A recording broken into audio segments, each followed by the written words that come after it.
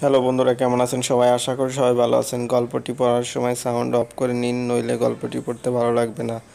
অর্ধাঙ্গিনী part 6, লেখিকা হুমায়রা ইসলাম। কলটা মোবাইলের স্ক্রিনে ভেসে ওঠার সাথে সাথেই সানজিদা কলটা রিসিভ করে। এত তাড়াতাড়ি কল রিসিভ করা যায় জানা ছিল না। মাহিমের মনে হলো সানজিদা মোবাইলটা হাতে নিয়েই বসেছিল তার কলের অপেক্ষায়। মাহিম মোবাইলটা নিয়ে বেলকনিতে চলে যায়। বাইরে প্রচুর বাতাস, আকাশে তারা ভরপুর, একটা বড় চাঁদ আলো ছড়িয়ে দিয়েছে। এই মুহূর্তে গল্প করলে ভালো লাগবে, তবে দুজন পাশাপাশি বসে কফি খেতে খেতে গল্প করার মজাই ছিল অন্যরকম। মাহিম বলে, এখনো ঘুমাওনি? না মানে, খেয়েছো? হুম। আপনি খেয়েছেন? হুম, খেয়েছি। একটা কথা বলবো। হুম, বলুন। আমাকে কি তুমি করে বলা যায় না? কি হলো, কথা বলছো না কেন? ঘুমাবেন না? মাহিম বুঝতে পেরেছে সানজিদা তার কথা এড়ানোর জন্য এই কথা বলছে। মাহিম বলে, রাতের আকাশটা আজ ভীষণ সুন্দর, তাই না? দেখিনি কেন? সন্ধ্যার পর আর রুমের বাহিরে যাই না। রুমে বেলকনি নেই? আছে।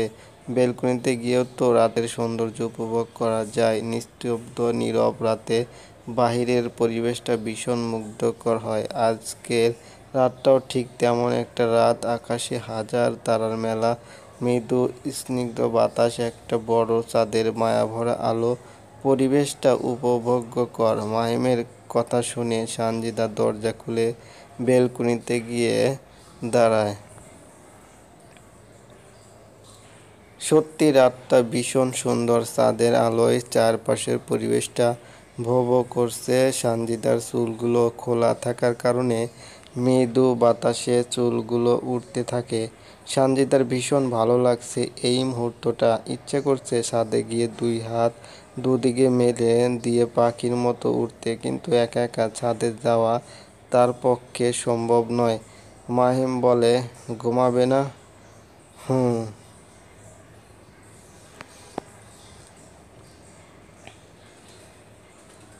আচ্ছা তাহলে যাও, ঘুমাও। অনেক রাত হয়েছে, বেশি রাত জাগা ভালো নয়।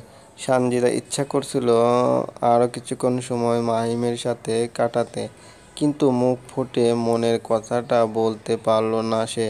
যদিও মাহিমেরও ইচ্ছে করছিল সানজিদার সাথে কথা বলতে, কিন্তু একদিনের পরিচয়ে এত বেশি ক্লোজ হতে চাইলে বিষয়টা কেমন দেখায়। সময় হলে অনেক কথা হবে, এখন ভদ্রতা বজায় রাখা উচিত। মাহিম আবার বলে, ভালো থাকো, গুড নাইট। হুম, গুড নাইট। মাহিম কলটা কেটে দিলে সানজিদা আনমনে বাহিরের দিকে তাকিয়ে থেকে বলে, এতক্ষণ কথা বলেছে, আর কিছুক্ষণ কথা বললে কি খুব বেশি ক্ষতি হয়ে যেত? প্রতিদিন তো ঘুমাই, না হয় একটা রাত একটু জেগে থাকলো। নাকি আমার সাথে কথা বলতে ভালো লাগছিল না? এসব কথা চিন্তা করতেই সানজিদার মনটা খারাপ হয়ে যায়। বেলকনির রেলিং ধরে দাঁড়িয়ে থাকে সে। কিছুক্ষণ দাঁড়িয়ে থাকার পর সানজিদা বলে, ওই লোকটা আমার সাথে কথা বলেনি, এতে এতে আমার মন খারাপ হচ্ছে কেন বুঝি না। সানজিদা বেলকনির দরজা লাগিয়ে সে শুয়ে পড়ে। মাহিমও শুয়ে থেকে সানজিদার কথা চিন্তা করতে থাকে। এত অল্প সময়ে কাউকে এতটা ভালো লাগতে পারে মাহিমের জানা ছিল না। চোখ বন্ধ করতেই সানজিদার ইনোসেন্ট ফেসটা ভেসে ওঠে। টানা টানা দুটি চোখ, মেকআপ ছাড়াও অপরূপ সৌন্দর্য চেহারাতে ভেসে ওঠে। মাহিম বুঝতে পারছে আর এমন কেন হচ্ছে। সে মূলত প্রেমে পড়েছে। এর আগেও একবার জীবনে প্রেমে এসেছিল, এখন দ্বিতীয়বার আবার প্রেমে আসলো তার জীবনে। প্রথম প্রেমটা ছিল কষ্টকর, এখন এর পরিণতি কী হয় এখনও জানে না সে। প্রেম একটা অদ্ভুত জিনিস, যখন তখন জীবনে এসে হানা দেয়, মনকে অস্থির করে তোলে।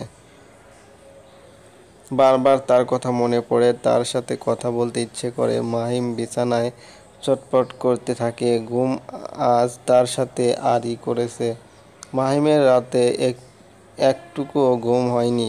ভোরবেলা সে ফিল করলো তার শরীরে ব্যথা চলে এসেছে, বিছানায় আর থাকা সম্ভব হচ্ছে না তার দ্বারা। ইচ্ছে করছে এক্ষুনি সানজিদাকে কল করতে, কিন্তু এত সকালে কারো ঘুম ভাঙানো কি ঠিক হবে? মাহিমের বিরক্তি লাগছিল। ভোরবেলা সে একটা টি-শার্ট আর একটা ট্রাউজার পরে বাইরে বের হয়ে যায়। সানজিদা 8টার দিকে ঘুম থেকে উঠে ফ্রেশ হয়ে এসে দেখে তার ভাই ডাইনিং টেবিলে বসে আছে। সানজিদা এসে সাজিদের পাশের চেয়ারটায় বসে, তারপর বলে, আব্বু কোথায়? এক্সারসাইজ করতে গেছে। রেহানা বেগম খাবার নিয়ে এসে দেখেন সানজিদাও চলে এসেছে।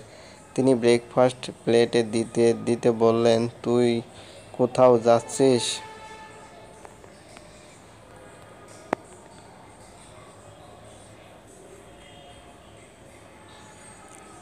হুম, ক্লাস আছে। আজ আসতে একটু লেট হবে কেন? আজ তো 11টায় তোর ক্লাস শেষ। তাহলে বাসায় আসতে লেট হবে কেন? ঋতুকে নিয়ে একটু লেডিস শপিং পার্কে যাব। ও কি জানি কিনবে। ও আচ্ছা, সাবধানে আসিস, বেশি লেট করিস না, কিন্তু তোর আব্বু চিল্লাপাল্লা করবে যদি দেখে তোর আসতে দেরি হচ্ছে। আচ্ছা। সানজিদা অল্প কিছু মুখে দিয়ে বাসা থেকে বের হয়ে যায়। মাহিম বাহির থেকে এসে সবার সাথে ব্রেকফাস্ট করতে বসে। রাতে না ঘুমানোর কারণে বেচারা মাহিমের চেহারার অবস্থা করুণ দেখাচ্ছিল। তন্নি বলে, ভাইয়া তোর কি কিছু হয়েছে? না, হবে কি? কেন বলতো?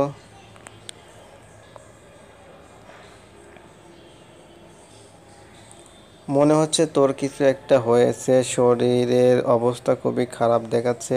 কিছু হয়নি, রাতে ঘুম হয়নি ভালো, তাই এমন দেখাচ্ছে। ও আচ্ছা, তাহলে এখন গিয়ে ঘুমা। মাহিম ব্রেকফাস্ট করে রুমে এসে বিছানায় শুয়ে থেকে গড়াগড়ি করতে থাকে। তন্নি বুঝতে পারছে মাহিম সানজিদাকে মিস করতেছে। তন্নি গিয়ে মাহিমের পাশে টান টান হয়ে শুয়ে বলে, এত চটপট না করে ভাবিকে একটা কল করলেই তো পারিস। তন্নির কথা শুনে মাহিম তন্নির দিকে তাকিয়ে বলে, তুই?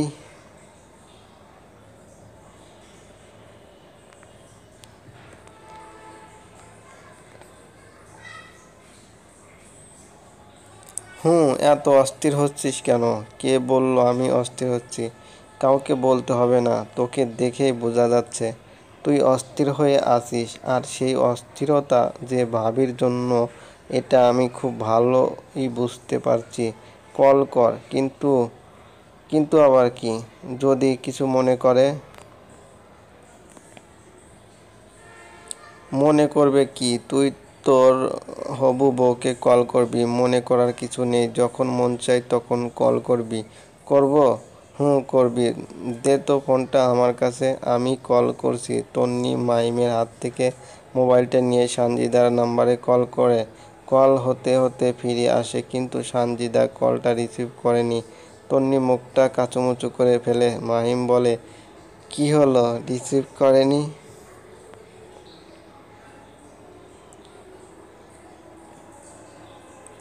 না, মাহিমেরও মনটা খারাপ হয়ে যায় তন্নির কথা শুনে। মাহিম বলে, এখন কি হবে? তন্নি চুপ করে থেকে হঠাৎ লাফিয়ে উঠে বলে, আইডিয়া। কি আইডিয়া?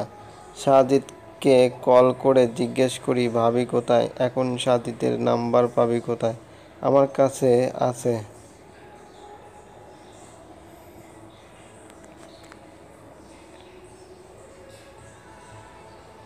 তোর কাছে আছে মানে? তুই কোথায় ছিলি?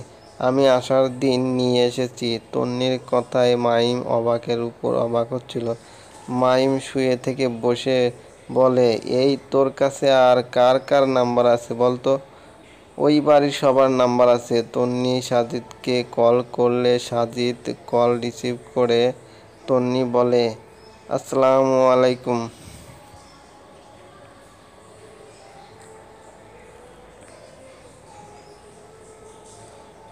ওয়ালাইকুম আসসালাম, কে বলছেন? আমি তন্নি, আপনার দুলাভাইয়ের ছোট বোন। ও আচ্ছা, কেমন আছেন? ভালো আছি। আপনি কেমন আছেন? জি ভালো। বাসার সবাই ভালো আছে? জি ভালো আছে। আপনাদের বাসার সবাই ভালো আছে? জি ভালো আছে। ভাবি কোথায় বলতে পারেন? কল করছিলাম, রিসিভ করেনি। আপু তো ভার্সিটিতে গেছে, এখন কল করলেও পাবেন না। মোবাইল সাইলেন্ট করা। ও বাসায় আসবে কখন?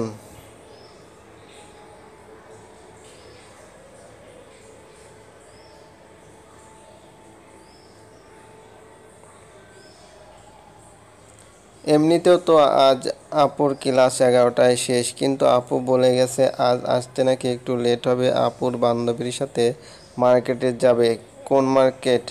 মনে হয় লেডিস শপিং পার্কের কথা বলেছিল। আচ্ছা ঠিক আছে, এখন রাখি, পরে কথা হবে। আল্লাহ হাফেজ। আল্লাহ হাফেজ। তন্নি কলটা কেটে দিয়ে একটা বড় করে নিঃশ্বাস ফেলে মাহিম বলে,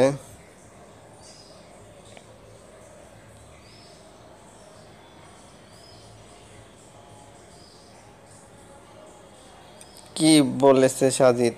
ভাবি ভার্সিটিতে গেছে, আসতে লেট হবে, বান্ধবীদের সাথে মার্কেট করবে। তন্নির কথা শুনে মাহিম হতাশ হয়ে পাশের বালিশে শুয়ে বলে, তাহলে আজ দিনে আর কথা হবে না মনে হয়। তন্নি মাহিমের দিকে তাকিয়ে দেখে মাহিম মুখটা কালো করে আছে। মাহিমকে এভাবে দেখে তন্নির খুব হাসি পাচ্ছিল। তন্নি কিছুক্ষণ চিন্তা করে বলে,